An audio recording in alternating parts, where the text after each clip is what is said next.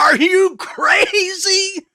I'm not an expert on this subject. I think this is why I wanted to talk to you. And I don't know if you're an expert on the subject, but I think together maybe we can get to the bottom of it.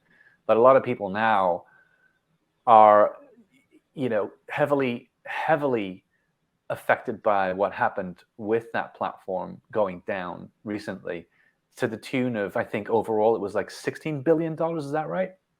More, 30 something. Really? Yeah, it's just adding up every day. It's an absolute disaster.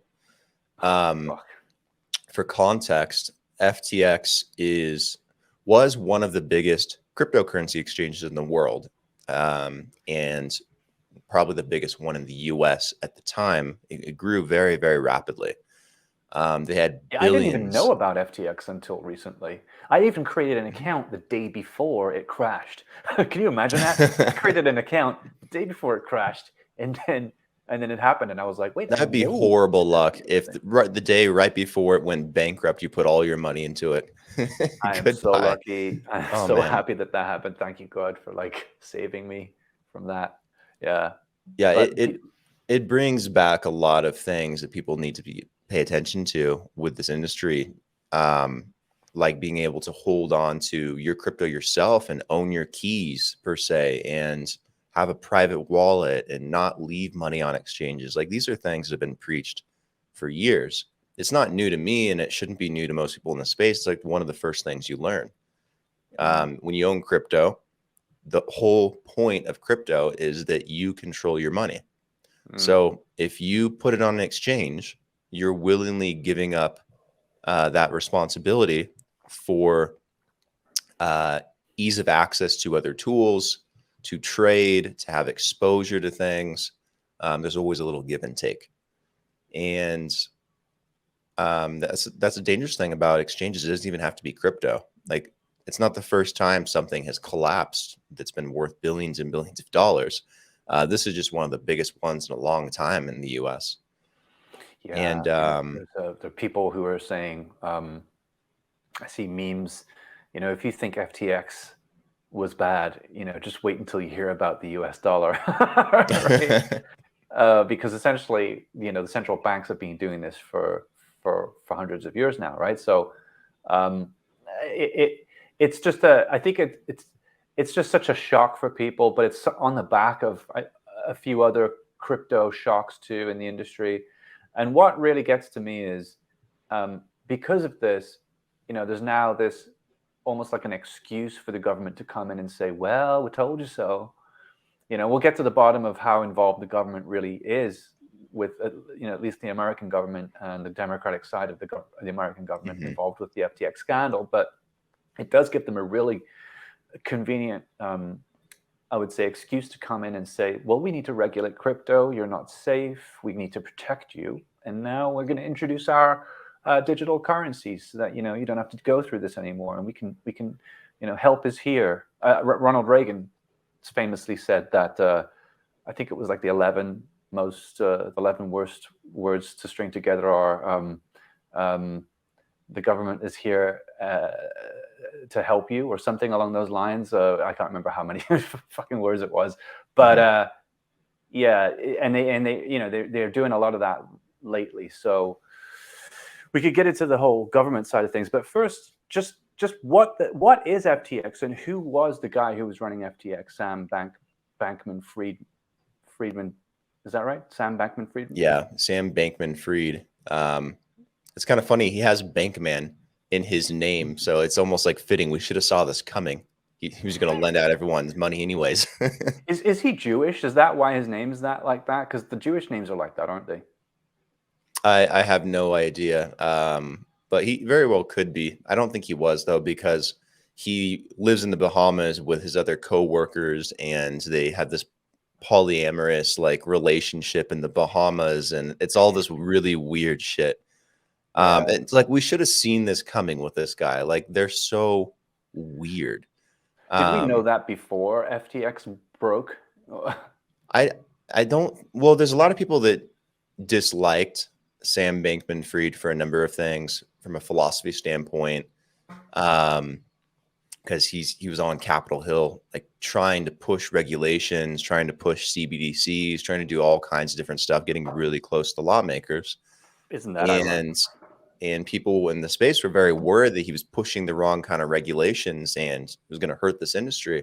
And what's funny is he didn't abide by any regulations and just stole billions of dollars to loan it out to another one of his companies to try and make more money. Right. He didn't do that. Yeah, with what happens in a nutshell with FTX is they took billions of dollars in customer funds to the tune of like 8, 9, 10 billion. I don't remember what the number was. They loaned it out to another one of his companies called Alameda, and they used the money in Alameda to make high risk investments, to acquire other companies, to invest in other companies, which would then reinvest back into FTX. Like they use customer funds for all this acquisition and diversification of investments for him personally and his company.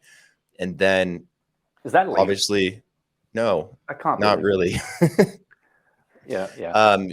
What you can't do is take customer funds and then not have it available to the customers when they withdraw their money. That's what happens. So when people were trying to withdraw their money, they only had about $1 billion in liquidity left, a little under $1 billion. And they couldn't fulfill to the tune of like 1-to-9 ratio where their liquidity was supposed to be in FTX. And so they had to go bankrupt because people wanted their money out. They didn't have it. It's essentially what we would call a bank run.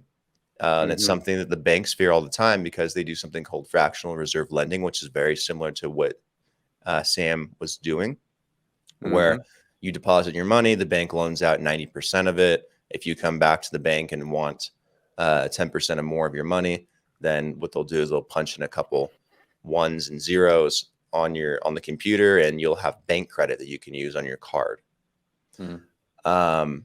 Sounds an awful lot like Ponzi schemes, to be honest. Exactly. The problem is cash. So if everyone came to the bank in the US and wanted their money out of the bank wouldn't have the cash, most likely.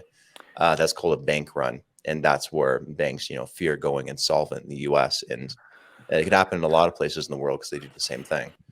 That's essentially what happened with FTX. There was a bank run on FTX, and they had to go bankrupt within 2 days, which was crazy. Do you think we'll ever get back to a time where we're using only money that we actually can account for, that we can actually pay back? Do you think we'll ever reach that moment where we don't have trillions of dollars in debt and we've got like a whole bustling gold and market that's made out of ETFs and doesn't really have the reserves to kind of back up? Like another bank run on gold would just destroy the entire gold, the gold, I would say like industry economy, let's say the precious metals economy. Do you think we'll ever do that? What's funny is, most Fortune 500 companies have great balance sheets. They balance their debt well. They have cash reserves. They plan for the future. We know these names: Apple, Microsoft, some of the most important companies in the world. They take care of their capital. They're business people. They understand what to do with it. They understand how to leverage debt appropriately, how to pay it back. They understand how to have cash on hand in case there's a bad year, a bad quarter.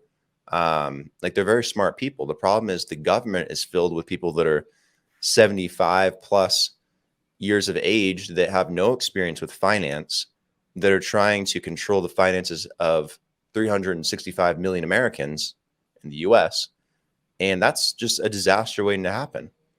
And the only agency, the Federal Reserve, which is kind of a bank, central bank of the US, is the only entity that has any kind of knowledge on what to do. So they're cleaning up all the bullshit that happens on Capitol Hill when they come out and pass a new bill and go, ho, ho, ho, we're going to, tax this much and spend this much, but they don't think about how that affects the economy because they don't know. And then the Fed has to come in and say, okay, well, we're going to, try and fix this. Inflation has spiked radically to 8% this year. We need to we raise interest rates and do these things and maybe explore QE. But the problem is the Fed doesn't have enough tools at their disposal to curb inflation and help the economy. So, the US government's hands are tied behind their back, and then they're just, making stupid decisions. So at today's point in time, I'm not confident in any way whatsoever that the government will be able to do better or fix that. It's going to take a massive change where you get younger people, skilled talent into those seats in the House and the Senate, maybe into the presidency at one point.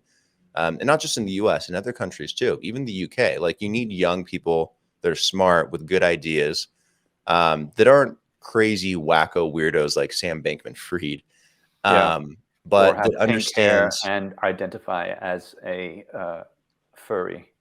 Yeah, but that understand consumer spending, that understand what people are spending their money on, why they're taking out debt, why they're spending money on credit, what they need, what they want to pay for, what debts they have. If we had smart people in office, this wouldn't be a problem. It'd be like any other company in the world. That's why so many people liked Trump for a long time, because it was essentially a businessman running the US economy. And he actually did pretty good at it given the circumstances. That's what we need. I didn't like him at the beginning, but then when I saw what his credentials were after being the president and the things that he'd done, I changed my mind. I mean, he is obviously a raging narcissist. I mean, that's there's no question about that, right? So we can There's no secret there. There's no secret there, but I think most of them are secretly anyway. I think, Justin Trudeau has shown his true colors. He's also a raging narcissist. I have a feeling maybe, I'm not saying he is, but maybe this Rishi Sunak could be as well. I think a lot of people at that level are, and that's the reason why they're there. I don't think that these younger, more logical, more in touch people even have a chance of getting into power if that's the kind of change that they're going to bring. You and I have been in situations where we've tried to change the status quo with power in government, through things that we've been doing as well on the side, and it is really difficult to have that kind of an impact. It's difficult to change the status quo when so much power is centralized. And I think that's one of the reasons why. I'm not trying to digress too much from the topic, because the topic is FTX. But these kinds of things happen when there's no oversight and when there are very powerful interests involved. You couldn't do this if it was just a regular business that was put up, started trading. It didn't have the connections, right? There's a lot of stuff that was going on behind the scenes with CAA, which is that entertainment agency. There's a lot of stuff that was going on with the Clintons, Bill Clinton specifically, apparently, right? Again, this is all kind of hearsay to me. Some people could verify it. I'm not going to take that risk, but so I feel like you're right. I feel like we need those people, but I feel like, again, and we're going to come back to this point over and over again during the course of whatever episodes we do. It's really important for us to change that status quo, and the only way we can do it, I think, is by getting people who are equally as powerful to stand up and say, hey, you know what? I know I've got a lot to lose, but if I don't fucking do something about this, then there's no point in having my business at the end of the day, because we're all going to hell.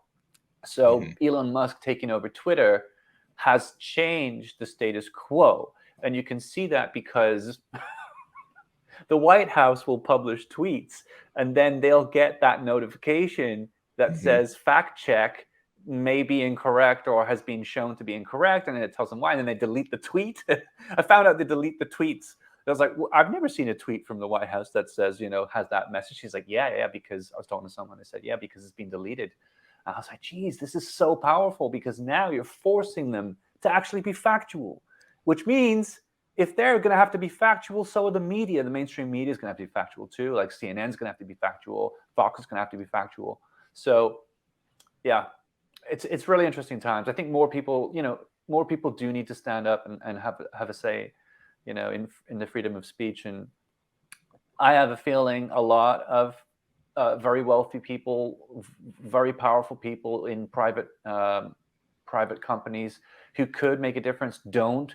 One, because they're afraid of the having that kind of pressure on their shoulders. Two, probably because like a lot of other powerful people we've seen over the last couple of years, maybe they've done things that they're not proud of, or maybe they've done things they don't want people to find out about. What was the whole point of that Epstein Island in the first place if it wasn't for influencing terms of service, right? We're going to take $2,500 from your account every time we see you doing something we don't like online. That's a bit weird. Why would a private company want to do something like that? Well, maybe there's something there. Maybe Epstein Island really was an effective tool for these things. So, Yeah, I think it just kind of comes down to, maybe what some of these billionaires and millionaires, what they believe in. Because a lot of them, I could imagine it's very easy to get comfortable and to have so much money and so much power. Why would you want to, get scrappy like Elon Musk does? Like Elon Musk has so much money, liquid money, and so much power and influence. You can't really tell him no. And you can't really tell him he can't do something. And he's not the only one with that kind of fuck you money, right? Yeah, there's a lot of billionaires with that money in America, but he's got the balls to do it. And he's always talking about how he's a bastion for humanity. And I believe him because of his actions. Jeff Bezos and Bill Gates try to claim the same thing, but they just pour money into a charity or an organization and say they're good people. And then that organization does what they do. And some of those things aren't good. So that's always, up for debate. Elon Musk makes it very literal and practical. Like he doesn't say, I'm going to put, like Jeff Bezos did the other day, like billions of dollars into some charity. He says, I'm going to take over Twitter. I'm going to fix Twitter and I'm going to make it for the people. And I'm going to use it to keep our government in check and to give people a place where they actually have free speech for once. What billionaire is out there doing that? It's the amazing thing about Elon Musk. He goes in, he gives them a very lucrative deal. They have to take the deal. He removes everyone from the board. Everyone starts firing people left and right, cleaning house, the whole kitchen sink. It was good fun to watch. Takes Twitter from public to private. And then immediately you can see the results. Like all of a sudden, Twitter just feels different. And it's fact checking the White House. It's fact checking news media. He's on there literally asking users, what do you want? What would make this better? How can we fix this? And it's sad that you have to take a massive social platform, one of the most important ones in the world, and take it private for it to be more public. It's so weird. You'd think that it would have been more for the people originally. Right. Yeah. But I've always kind of said that. It took one really wealthy white billionaire taking it private and buying it out to fix it. It's almost counterproductive to everything they bitch and scream about in the US, right? Yeah, that's a good observation. And I mean, it makes me recall all the times that I've pondered on private companies going public, because they obviously want to grow, right? So that's the next breakthrough plateau move is to go public. And then all of a sudden you get this huge cash injection, you get this huge momentum. But every company I've seen go public, I mean, that I can recall and that I've actually taken time to look at, has changed. It's changed dramatically because all of a sudden you have the influence from these shareholders and you have to listen to them, especially the majority ones, because they're the ones who are funding it.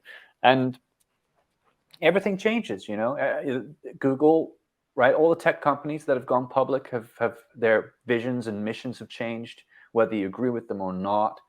Now you have these companies that used to be about the people, YouTube, the Google search engine, right? They were all about kind of helping people.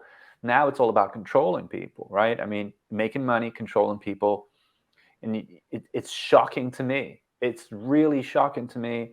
I mean, nothing really surprises me anymore, so I'll just say that. But it is still shocking to know that what you see online is not really an objective view of what's happening in the world. It's a very biased, narrow view that is greatly curated. And I think the WEF just proved that recently.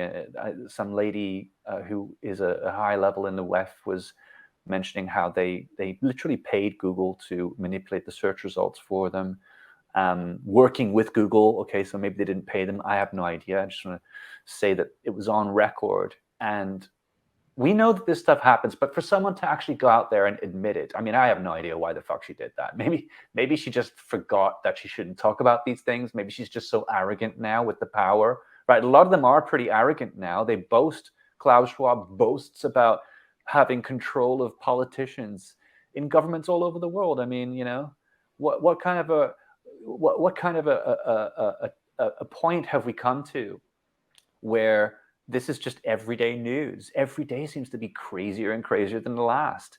And I remember seeing something in my feed, ironically, that mentions, that when a society is just a lunacy every day, it's something that cannot go on. It has to change. But what's going to replace it? Yeah, mainstream news is dying. It really is. And it's not dying in the sense that the numbers aren't there. It's dying in the sense that what they have to do to keep those numbers.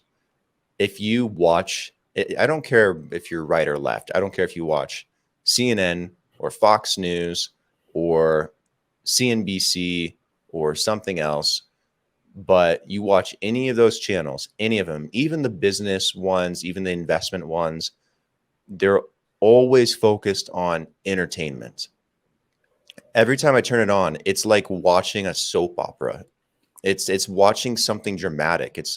Why can't they go on and just have a conversation with one person and talk about issues like maybe what Ben Shapiro does, for example? Yeah, he's a little eccentric and dramatic too, but he's not like creating drama on the show. They're not trying to stir up problems and get people heated and jab left or jab right. Like they're just talking about things and whether or not it's. So I think the media started to change quite a lot, the ones that most people pay attention to. And I don't think people want to watch them anymore because of how negative they are and the kind of things that they cover. But in order to keep their audience, they've gone this far route of just trying to entertain people and blow up issues that maybe even aren't issues.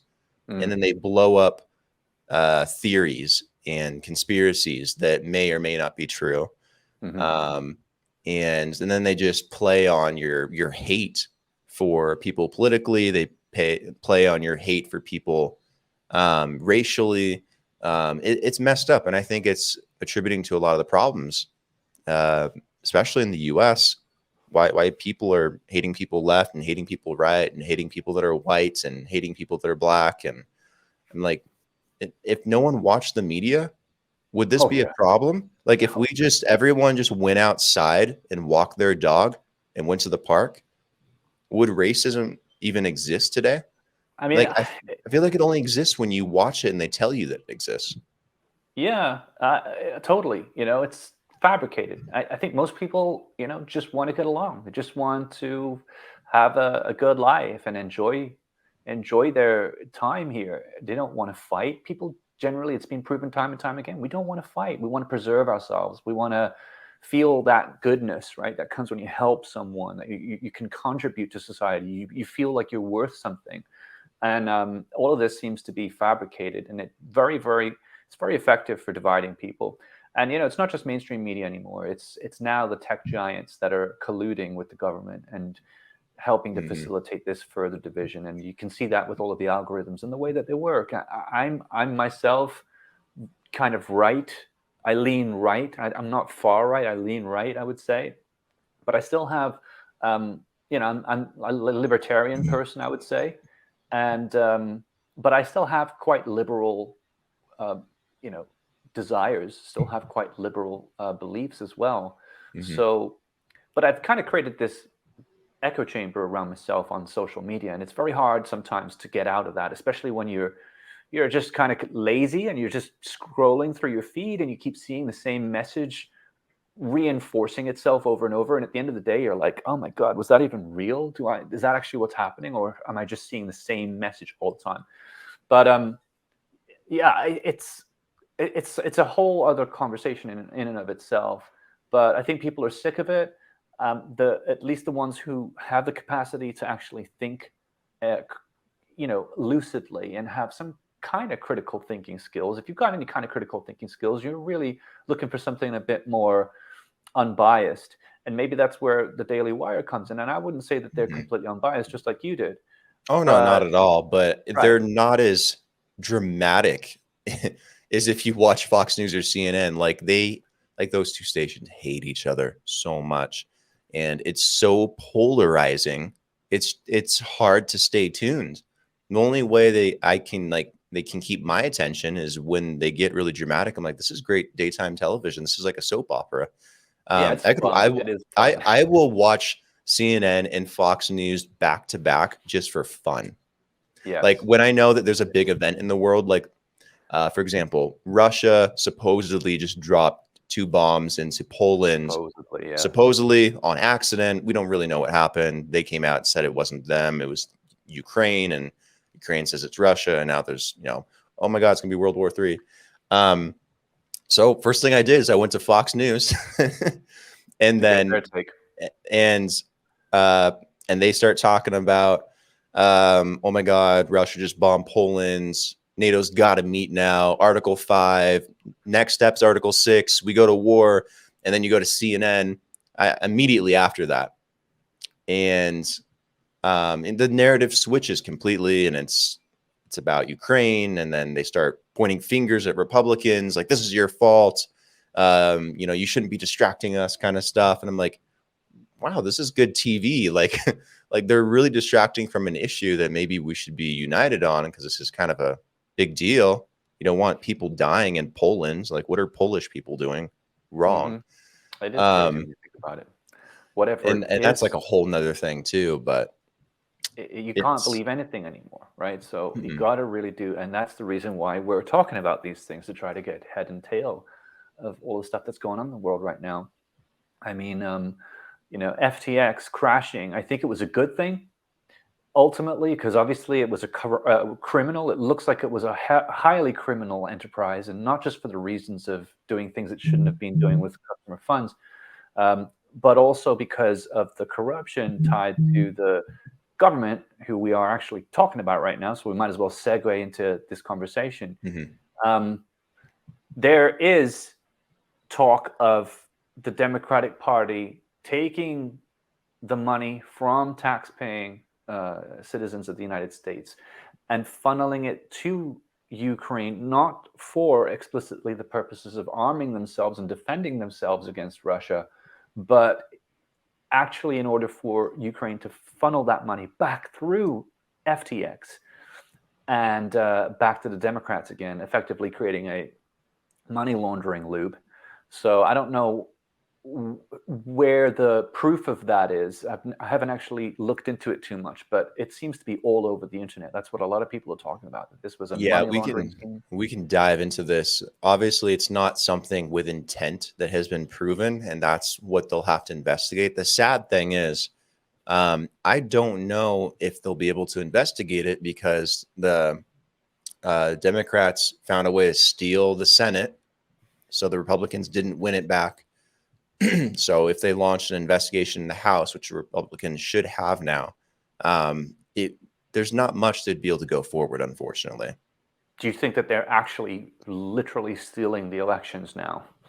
Oh, I do. That's something else we can talk about real quickly. But since I think maybe people are going to be here for FTX, I'll cover that first, and then we can kind of talk about the election, because I think there's some serious problems there. Yeah, there's like I said, every day is just crazier than the last. So there's a lot of stuff that's been happening since we planned to do this episode a few days ago, and that's just one of them, right? Which is really unfortunate. But yeah, we can come back to that. FTX was obviously one of many exchanges within the crypto industry that has collapsed over the years. Now there seems to be growing scrutiny, or at least an anxiety, about the liquid reserves of the other platforms. My experience, recently of withdrawing my crypto back into fiat just so that I could kind of get a little bit of breathing space from all the shit that's been happening, was worrying, to say the least. I tried to withdraw, a large amount of that money, and it wouldn't let me. So I'm talking about Binance specifically. I had I had a lot of money on Binance, which I decided to pull out, and I had to actually do it iteratively with small amounts. And I mentioned this on my Twitter feed the other day, which got some feedback. But yeah, I mean, some people might not know to do that. Some people might not be having the same experiences as me. I saw some screenshots on Twitter of people just having different error messages. Mine was basically saying that there was an error when I tried to withdraw the money. I instantly thought that Binance was going to stop me from taking the money out because they don't have the reserves there's a lot of people withdrawing it right now. But I was able to do it just by using smaller amounts, and it took me a long time because of that, but at least I was able to get it out. What do you think about the whole, Binance and Coinbase and those other bigger exchanges? Do you think that they're also caught up in a lot of this stuff too? I'll say that I think this is a great time within the cryptocurrency industry, which is big enough to have an effect on the U.S. economy now. It's a multi-trillion-dollar industry. It does have an effect. I think it's good that during a down market, we shake out bad actors and bad players and those that are doing the wrong things, so that we can build a stronger foundation for a better industry. So with what happened with FTX, it's very sad. It's very awful. It angers even me, and I don't have any money there, thank God. But I know people that do. And I know that this is going to affect a lot of people in a negative way, and we'll dive into some of those reasons how. But I'm glad in a sense that it did happen, because FTX was illegally doing things they shouldn't have been doing. They had bad custody practices. They had really bad money management skills, risk management skills. They were not up to code on anything they were doing, and that's all falling apart for them right now, and it's being laid on the table. And I think FTX deserves exactly what it's getting. I think Sam Bankman-Fried deserves every bit of criticism that he's getting, and I don't think people should hold back on it. Did you hear about what happened with Chamath Pali? How do you say his name? No, I know who he is. Yeah. Did he say something? Yeah. So they apparently approached his company to invest in, and he took a look at them, he says, and he instantly noticed that there was something that didn't add up, which is what a lot of people are saying when they're now talking about Sam Bankman-Fried and the FTX. So what he did anyway was he was like, well, whatever, let's see what happens. So he got his team to send over some suggestions for next steps for them. And, it was like the formation of a board and some other things like, being able to show transparency. And someone on their team replied with, "Go fuck yourself." And he was like, okay.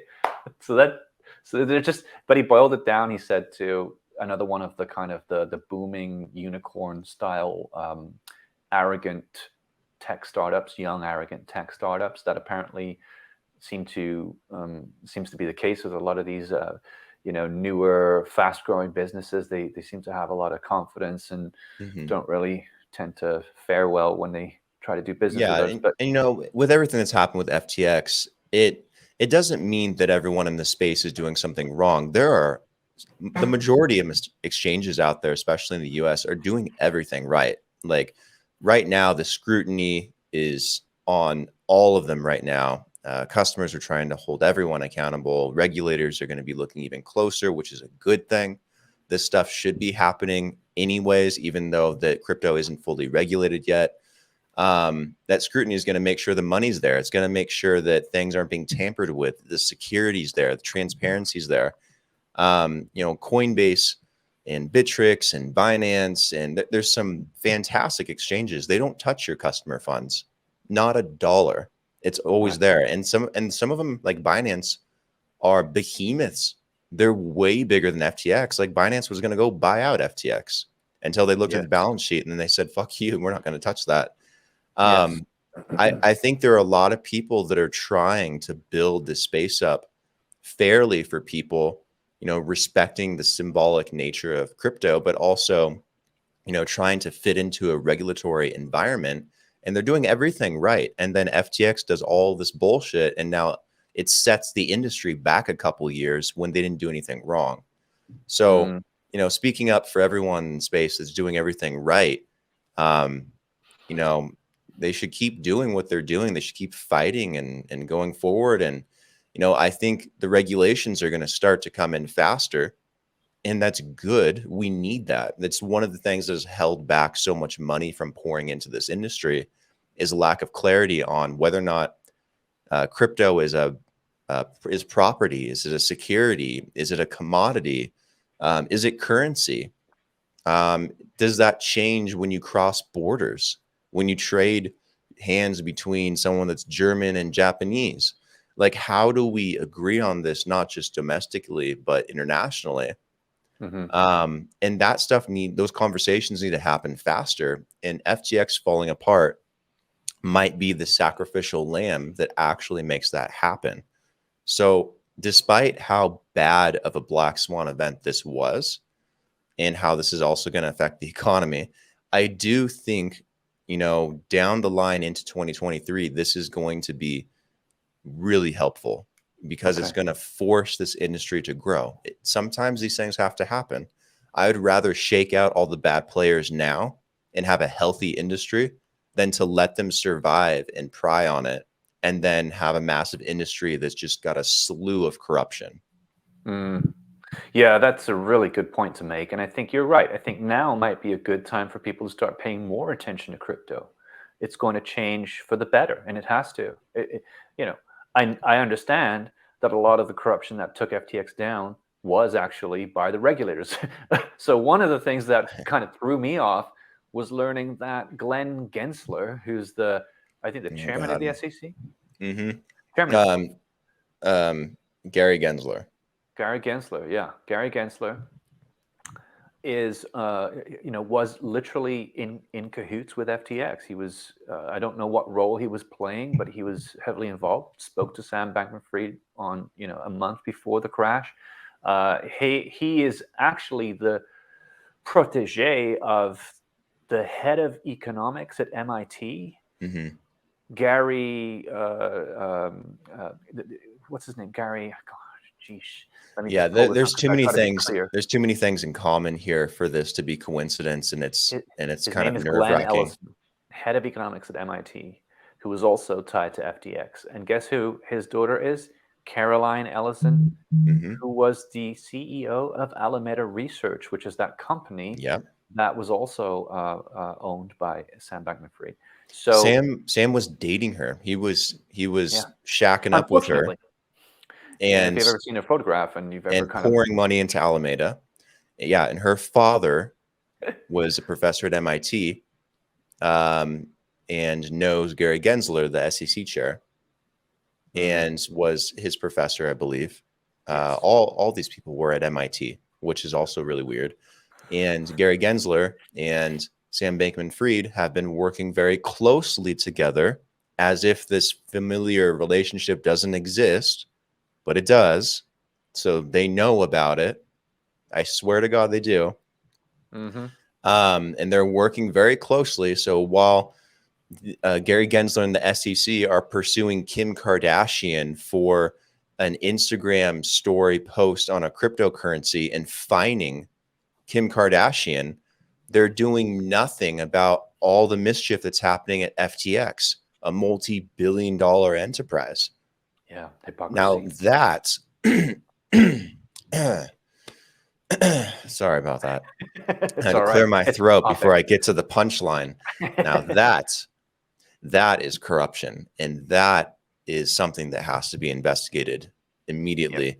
At no point should an agency like the SEC, which is, in my opinion, overstepping bounds all the time to try and regulate people and companies, should stand next to a criminal and do nothing, to just assume that everything's being done right, to not look into the books, to not look at where the money's going, to not see, and to tell Sam Bankman-Fried that they're going to be the first SEC compliant exchange in the US and working with them, but not see this billions of dollars being shifted around like this. One of two things is occurring. Either Gary Gensler is incredibly incompetent at his job, and the SEC either needs new leadership or needs to be dissolved and refounded, or he is in cahoots with Sam Bankman-Fried and willingly stepped aside to allow this to happen because of familiar relationships, and the SEC should still be dissolved. So in my opinion, something very bad happened there. And I don't know if they'll investigate it, because this ties in very closely to the Democratic Party, because they received $40 million from him for the midterm elections. And they control the presidency and the Senate and most of the House. So I don't know if they'll investigate it, because why would they want to incriminate themselves? Why So would you this incriminate is a yourself? very crazy situation where who's going to uphold the law and provide justice in this situation? Yeah, I was going to mention this earlier, but I couldn't, because we kind of moved into different things. But I got this, I got a few goosebumps when we were talking about, Elon Musk earlier. And I kind of likened it a little bit to, well, maybe what we need here is like an Avengers, right? So you've got like Elon Musk, and then you got Elon Musk. He goes and pays a visit to like Jeff Bezos, and Jeff Bezos is like, but I'm fine. I'm doing all right. I don't really need to get involved with this. But then he convinces him, and then they go and they visit someone else, and they're like, okay, fine. So eventually you end up with this group of people who are just wealthy, very wealthy individuals, and they can influence, right, this kind of change in the way people vote, in what people are expecting from their government. They can hold the government accountable because they have so much combined power. I would just love to see something like that. I mean, it's a kind of like a unfortunately, there's not a lot of billionaires that will agree with that. Elon Musk, clearly, since all this stuff has been happening, he all over Twitter has been talking about how Sam Bankman-Fried has approached him for money to try to buy shares in Twitter, told him that told people he's a complete asshole, that he's a piece of shit human being. He's blowing up the whole FTX thing, trying to draw attention to it. Why aren't people looking at this? Why aren't people looking at the corruption? Like, he's posting all these pinwheels that, you see on social media of how everything's connected. Like, he's posting that stuff. He's trying to highlight it. Right. This is what social media should be doing. This is what Twitter should have been doing originally, is pointing out this stuff that's incredibly weird, that shouldn't be. Yeah, that's cannibalistic for society, and keeping government in check, keeping companies in check, keeping billionaires in check. And that's what Twitter should have been doing in the first place. And now it's finally doing it, which is kind of cool. Like, I enjoy going to Twitter to get information, because now you just see all this potential evidence being poured into Twitter right now. And no one's censoring them for that. Elon's, pretty much took the keys and given people freedom to do it. So now you got this massive database of information just building every single day on top of FTX. It's very interesting times how some of these things have played out. I mean, I'm keeping an eye on the mainstream media, trying to find out, what they're going to cover on this whole topic, because it is incredibly incriminating to the Democratic Party, right? So there's only so much you can become aware of when it comes to corruption with a group of people before you start to demand, right, to have the truth represented on major platforms. So it'll be interesting to see how this develops. And we were talking about the stray missile in Poland. I mean, it's just great timing, right? It seems to happen just at the right time to keep people's attention away from focusing too much on something that's. I know all that stuff is always weird. It's almost like They had Ukraine, the patsy for this already, that's already involved in the conspiracy that we give money to, steal a couple Russian missiles and accidentally fire them on Poland. Like, isn't that something reasonably you could do strategically to distract people or to, get people off the topic? Like, if I was a hegemonic power running the world and I could grab 2 Russian missiles and do that, it makes sense, wouldn't it? Like, it's horrible to say that, yeah, you'd kill 2 Polish people, but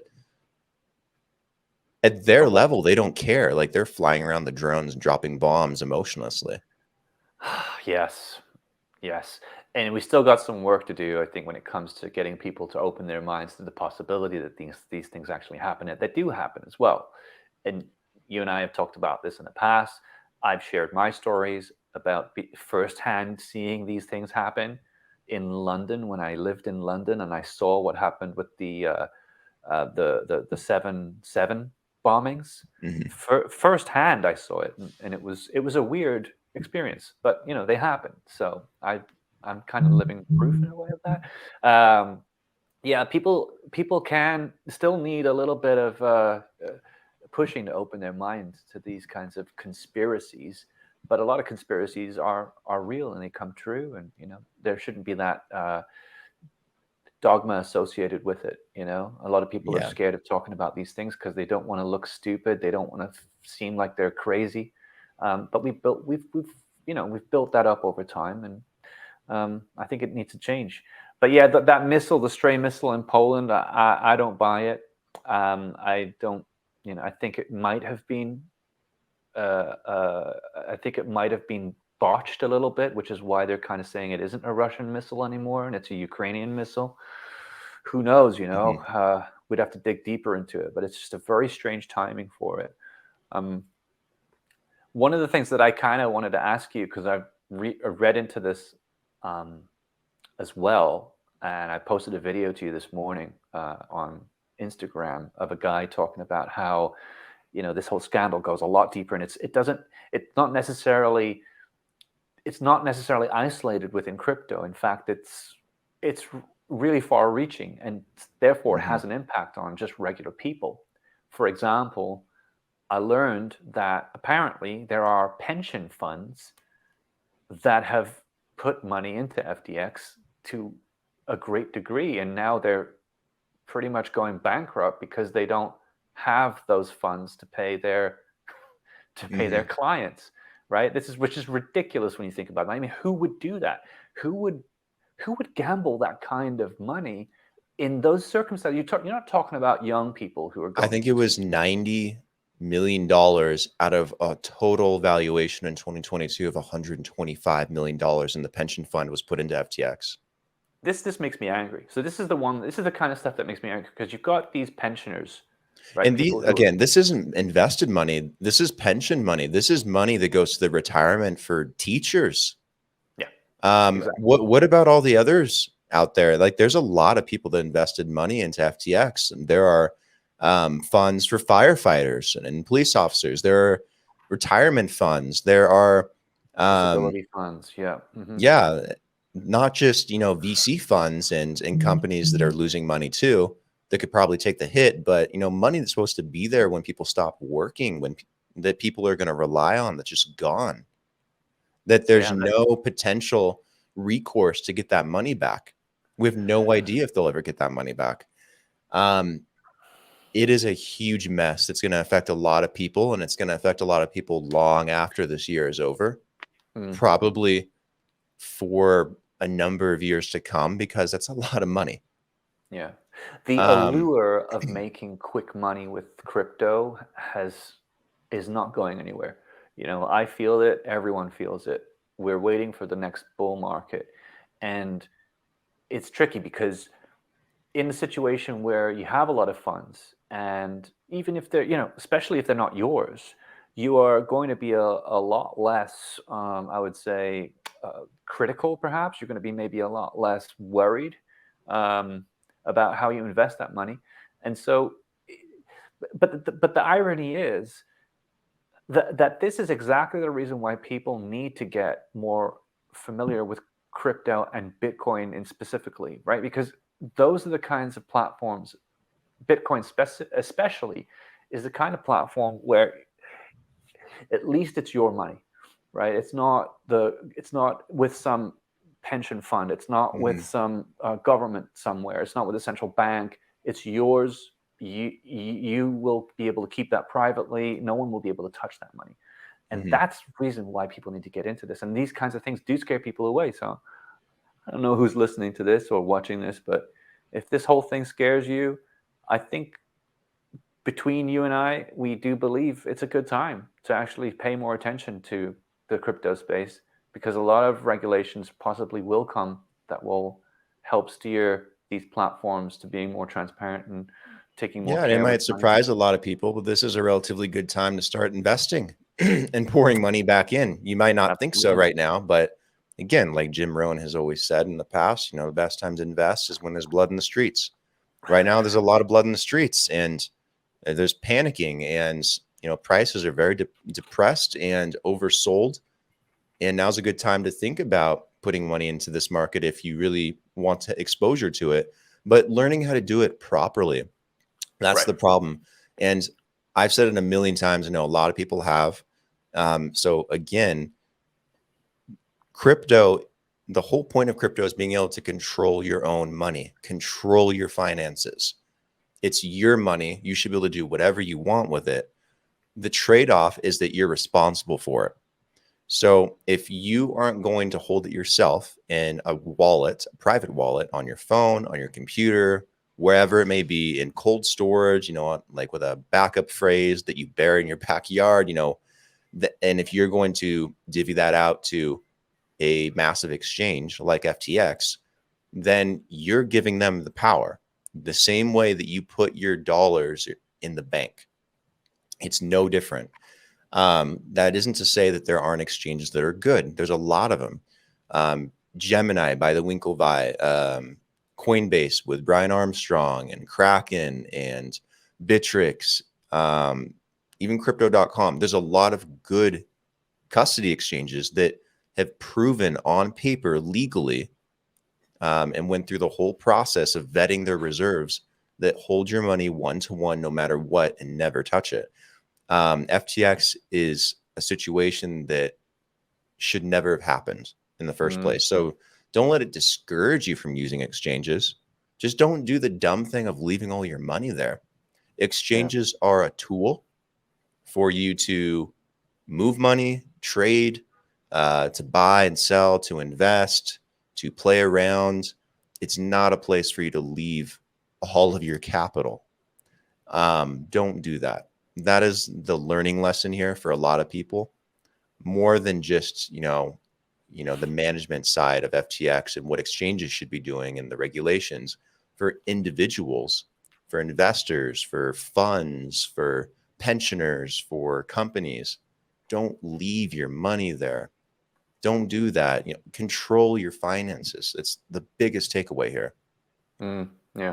Yeah, that's a good point. And that's a good point to end this conversation, I guess, because we've gone down the rabbit hole a little bit.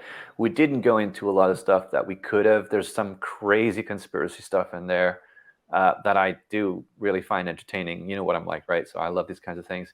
But maybe that's the best point to kind of say, all right, we've covered it. We've done our job. We can move on. If anyone's further interested in some of the stuff we talked about, I will do my best to put some links in the description. We'll lead you to some of the things we talked about in a little bit more detail. Maybe I can even, put some links to the kind of hardware wallets and the soft wallets that we recommend as well, since we've talked about that and ended on that note, right?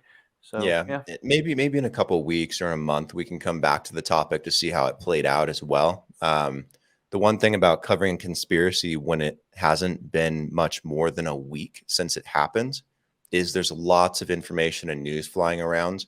Like we could sit here and talk about how tax dollars are pumped into Ukraine, invested into FTX, and kicked back to the Democrats. And could talk about Bahamas and how maybe talk about the Bahamas, the nearly $500 million hack by an executive at FTX, where that's probably true. Sam Bankman-Fried stole the money the day after this happened. Like there's so many things. Also correlating with the midterm elections, with the upcoming presidential elections in 2 years. It's not the right time, I think, to dive into those conspiracies because there's just so much inaccurate information too. It'd be better for us to wait and see what happens after a few weeks or a month, maybe come back to it and then have a bit more substantiated understanding of it. And I think a lot of people will be covering this for a long time anyways. And I think you guys have heard the conspiracies already. So I think it'd just be redundant for us to go over it again and again.